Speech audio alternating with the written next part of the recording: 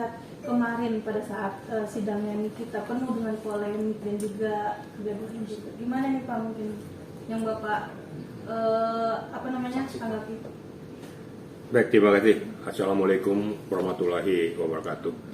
Selamat siang dan salam sejahtera untuk kita semua. Memang ini peristiwa persidangan Nikita Mirzani melawan Reza Gladys ini memang makin berpanjangan, makin ruwet. Tapi dalam hal ini jangan juga fans jadi ikut bikin ruwet gitu loh.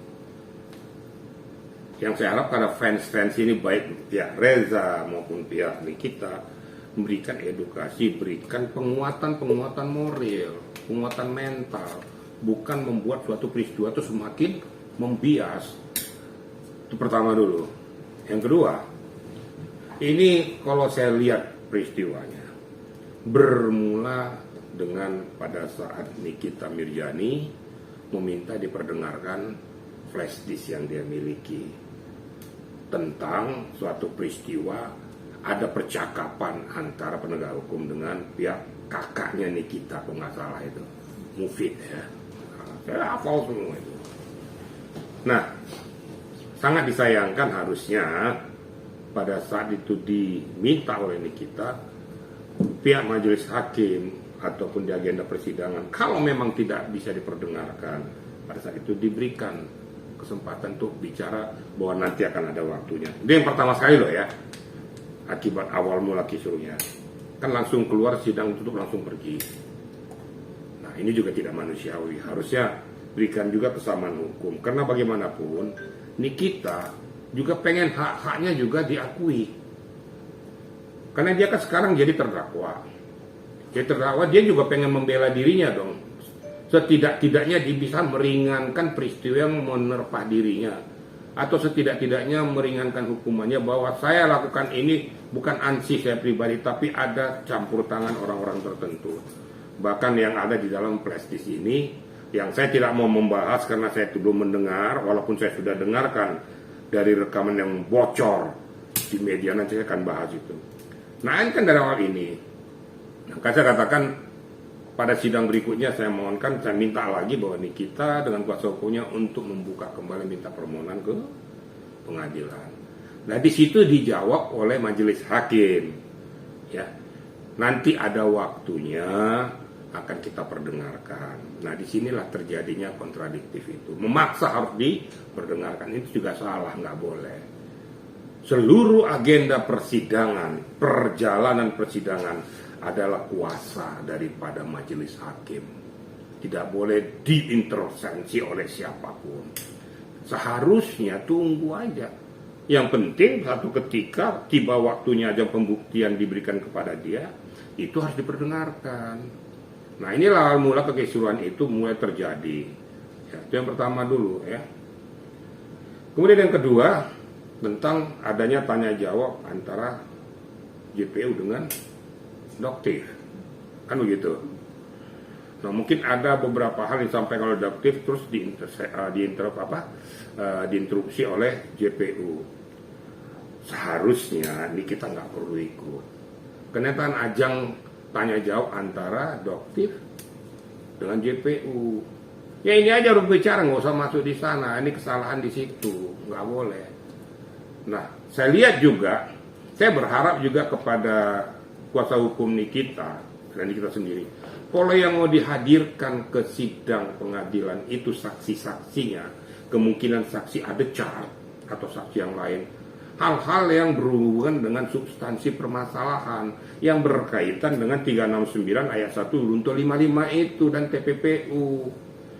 Ini yang dihadirkan, saya nggak tahu siapa itu dihadirkan, yang berbicara tentang masalah produk. Ini kan jadi bias. Yang dibicarakan harusnya bagaimana peristiwa ini bisa meringankan Nikita. Peristiwa substansi pokok, materi pokok perkara. Bukan berbicara dengan produk ini ilegal, nggak ada hubungannya, nggak menyentuh kepada aspek pokok. Nah ini sangat disayangkan. Harusnya dia berbicara bukan itu, bukan masalah produk. Bicara tentang peristiwa terjadinya dugaan tindak pidana pemerasan dan pencucian uang ini. Bagaimana posisi Nikita supaya minimal bisa diringankan, syukur-syukur bisa dibebaskan.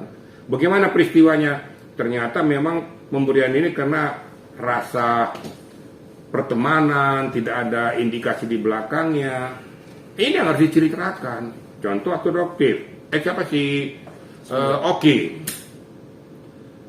Pihak Reza mengatakan kan ada bahasa tuh, ya sudah kau hubungi aja, lo sumpah aja mulutnya kan ada loh.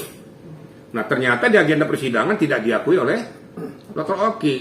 Berkali-kali dihubungi si Reza, tapi saya tidak ada hubungannya ke situ, silakan ke Mail saja kan gitu. Nah nanti kan ada jejak digital. Jejak digital apa berupa WA, berupa screenshot segala macam. Kalau ternyata tidak sesuai dengan apa yang dikatakan Dr. Oki, ya, karena itu tidak bisa ditutupi akan muncul. Berarti dia memberikan keterangan palsu. Macam-macam nih risanya. Berarti apa yang kau sampaikan di agenda persidangan tidak sesuai dengan apa yang disampaikan oleh Reza. Siapa yang bohong di antara kedua belah ini? Digital forensik akan menentukan nanti. Karena akan kelihatan nanti percakapan, bukti WA, pasti akan ada yang tertinggal. Jadi saya lurus-lurus saja gitu loh ya. Jadi saya harapkan untuk kedepannya itu supaya kuasa hukum daripada Nikita hadirkan orang-orang yang bisa meringankan beban daripada Nikita. Jangan jadi berbeda, jadi lari. Jadi kalau boleh saya katakan sepertinya cari selamat gitu loh. Saya nggak ada urusan, saya urusan masalah produk aja. Loh untuk apa kok dihadirkan di situ? Dihadirkan di situ untuk membuka Pandora bagaimana peristiwa daripada 369 ayat 1 Yunto 55 ini terjadi. Bagaimana peristiwa berpindahnya uang ini yang 4 miliar ini dari Reza ke Nikita melalui Mail. Ini yang harus diluruskan sehingga Nikita terlepas bebannya gitu loh. Nah, kalau gini kan sama aja Nikita tidak ditolong juga. Untuk apa? Mau bicara produk nanti agenda tersendiri. Kan katanya dari pihak Bami sudah melaporkan juga tentang masalah itu. Siapapun melaporkan tentang masalah produk itu. Nah disitulah kau buktikan bahwa produknya itu nggak benar dan lain sebagainya. Tapi tidak ada relevansinya dengan materi pokok perkara yang sedang disidangkan. Paham nggak kira-kira media ya? Itu kira-kira ya. Oke, Pak Irjan, kedua Pak Irjan. Bagaimana sikap perlakuan JPU terhadap Nikita, Pak Irjan? Kemarin yang sempat memvideokan Nikita itu, apakah boleh di persidangan untuk melakukan itu, Pak Irjan? Nah, terima kasih. Kau bertanya saya tanya kembali kamu. Saya balikin. Ada nggak larangan daripada orang untuk memvideokan itu? Kemudian, apakah ada ketentuan di undang-undang mengatakan cuma hanya media bisa meliput? Ada nggak kira-kira? Tidak ada. Dia JPU loh. Ya. Ini di agenda persidangan. Jadi jangan dibelokkan pokok permasalahan. Tujuan daripada JPU untuk memvisualisasikan itu untuk melihat ini loh peristiwanya supaya jangan ada orang nanti memutarbalikkan fakta. Ada buktinya bahwa peristiwa ini pada saat ini terjadi seperti ini. Bagaimana peristiwanya pada saat Nikita mau diborgol atau dipasangkan rompi tahanan. Kemudian peristiwa terjadinya debat mulut adu kusir di pengadilan. Itu tujuan JPU adalah untuk konsumsi hukum. Nah, kalau ditanyakan kenapa kok JPU ini, saya tanya, kok kau nggak bertanya pengunjung yang memvideokan itu? Benar nggak mereka? Ada nggak ketentuan undang-undang yang mengatur? Jadi saya akan luruskan juga pokok masalah. Jadi masalah itu jangan dipersempit hanya untuk memojokkan posisi JPU. Saya nggak ada kepentingan dengan JPU. Pada saat JPU salah aja gitu loh. Nah, itu bagi saya seperti itu. Jadi jangan itu dipolitisir, Maka saya katakan kalau empati yang betul-betul membangun, jangan empati fans buta. Harus kita juga melakukan pendekatan hukum, harus juga melakukan pendekatan secara manusiawi. Jadi tidak hanya menghantam orang tapi tidak punya dasar. Jadi itu nggak ada hal yang tabu di situ. Nah, yang saya harapkan di sini adalah kalau memang betul JPU bisa menerapkan itu, bagaimana cara mengkonternya? Itu yang harus dilakukan oleh kita. Karena kan sudah terjadi, sudah berjalan. Nah, kalau ada bukti rekaman itu, nah itulah nanti akan dibuktikan. Kan isinya itu kan masih saya masih ingat isinya itu tidak ada kata-kata suap. Tapi ada kata-kata yang mungkin jadi prediksi orang mengarah ke sana. Contoh, Petinggi-petingginya kan udah saya kunci. Kan begitu? Tinggal dirnya nanti kita atur lah gimana supaya ini bisa berjalan dengan baik. Nah, diminta keterangan Mufid itu, kakaknya itu. Maksudmu itu petinggi-petingginya itu udah dikunci, tinggal diri diatur segala macam. Apa substansinya? Apa artinya?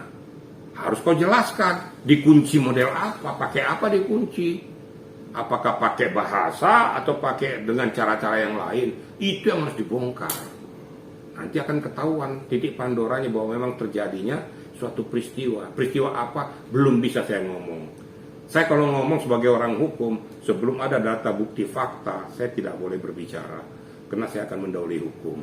Kan begitu. Tapi yang sangat saya sesalkan, ya, ini sudah beredar di publik, di medsos. Hati-hati loh.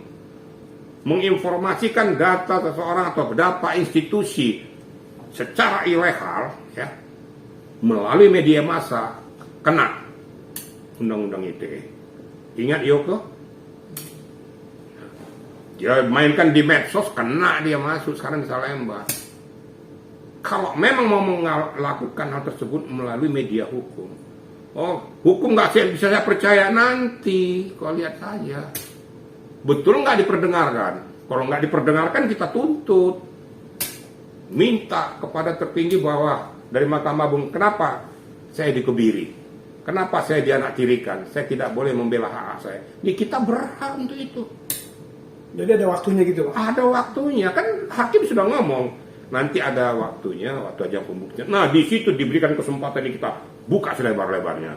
Minta pertanggungjawaban daripada isi presisi, apa maksud daripada orang yang merekam ini menyatakan dikunci petinggi-petingginya, kemudian diri-dirinya kita atur segala macam, nanti dibongkar. Dan saya mohon dengan sangat kepada pengacaranya maupun di kita, kejar itu maksud tujuan kata-kata daripada yang merekam itu. Nah, kemudian gunanya untuk merekam itu untuk apa? Kejar juga. Yang jadi pertanyaan yang harus diantisipasi, nih kita dapat rekaman itu dari siapa? Ini hati-hati loh. Ini kan rekaman ilegal. Nah, saya monitor, Pak Bami sudah melaporkan ke Polda Metro Jaya, ke cyber, sudah naik ke tingkat penyidikan. Jangan main-main, hati-hati nih. Nanti akan diminta bukan hanya kepada yang menyebarkan berita ini, terus saya mendapatkan berita ini juga dikejar. Jangan sembarangan bermain hukum lah, ya. Jangan bermain-main dengan memvisualisasikan melalui media massa atau medsos. Akan berdampak tertuang kembali pada kita kalau tidak melalui etika prosedur. Gitu loh kira-kira media, ya. Oke, terima kasih.